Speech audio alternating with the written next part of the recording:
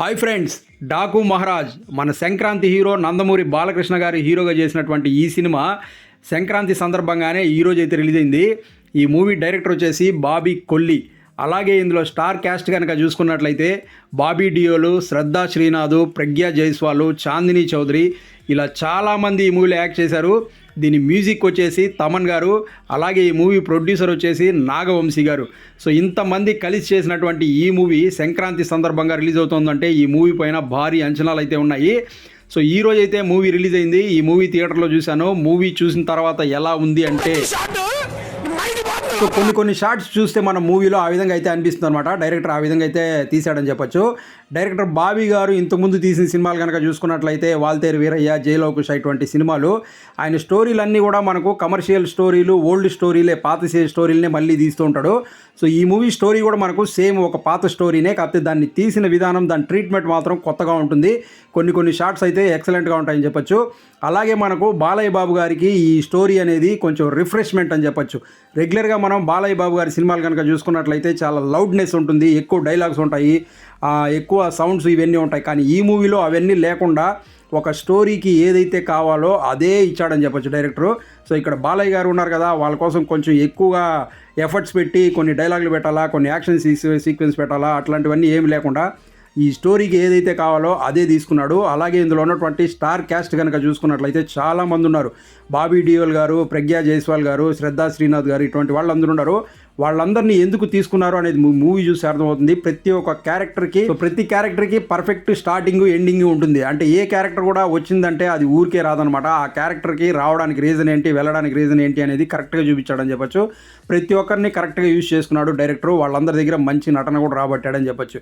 So movie story ఏంటి అనేసి కనుక చూసుకున్నట్లయితే ఈ మూవీ స్టోరీ వచ్చేసి చంబల్ అనే ఒక ఎడారి ప్రాంతంలో జరుగుతుంది. ఆ ఎడారిలో నీళ్లు లేక బాధపడుతున్నటువంటి జనాలందరూ కలిసి ఒక ఇంజనీర్ దగ్గరికి వెళ్తారు. ఆ ఇంజనీర్ని వాళ్ళ ఏరియాలో ఒక డ్యామ్ కట్టి వాళ్ళకి నీళ్ల సమస్యను తీర్చమని చెప్తారనమాట.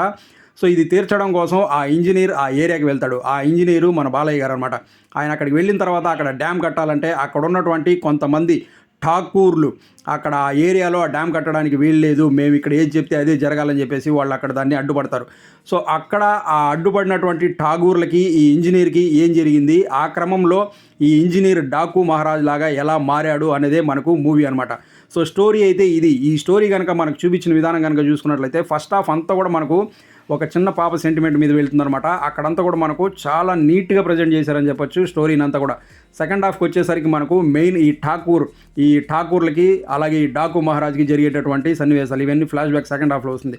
సెకండ్ హాఫ్లో కూడా మనకు చాలా హై ఇచ్చే మూమెంట్స్ ఉంటాయి. ఎక్సలెంట్గా డిజైన్ చేశాడని చెప్పొచ్చు director. So next Balayya Babu గురించి మాట్లాడుకున్నట్లయితే ఈ మూవీలో అయినా 2 డిఫరెంట్ షేడ్స్లో అయితే కనిపిస్తారు. ఫస్ట్ హాఫ్ అంతా కూడా మనకు చాలా నీట్గా, చాలా యంగ్ మ్యాన్ లాగా కనిపిస్తారు.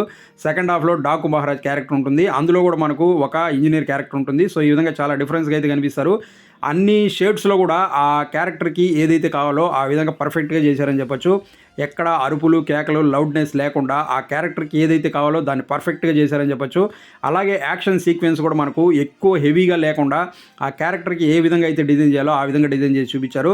సో బాలయ్య బాబు గారు ఆ క్యారెక్టర్ని పర్ఫెక్ట్గా క్యారీ చేశారని చెప్పొచ్చు.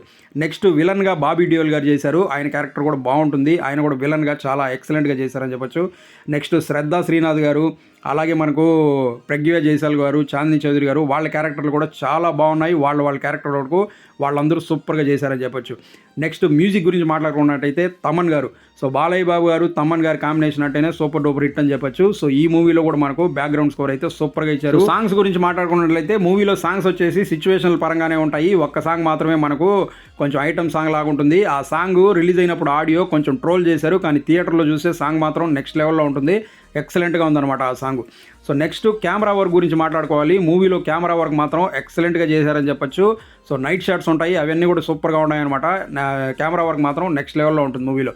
అలాగే ప్రొడక్షన్ వాల్యూస్ కనుక చూసుకున్నట్లయితే ప్రొడక్షన్ వాల్యూస్ కూడా మూవీకి ఏదైతే కావాలో దానికన్నా మించే ఇచ్చారు. మూవీలో అన్నీ ఓకే, కాకపోతే మనకు కామెడీ అనేది తక్కువ ఉంటుందన్నమాట. ఫస్ట్ హాఫ్లో ఏదో 1-2 చోట్ల నవ్వుతాము, సెకండ్ హాఫ్లో అది కూడా ఉండదు. ఫుల్గా మనకు సీరియస్ టోన్లోనే వెళ్తుంది మూవీ అంతా కూడా. అలాగే సాంగ్స్ ఫస్ట్ హాఫ్లో ఒక్కటి ఉంటుంది, సెకండ్ హాఫ్లో అది కూడా ఉండదు. అక్కడ ఒక సాంగ్ పెట్టుంటే ఫ్యాన్స్ కూడా ఇంకొంచెం బాగుండేది.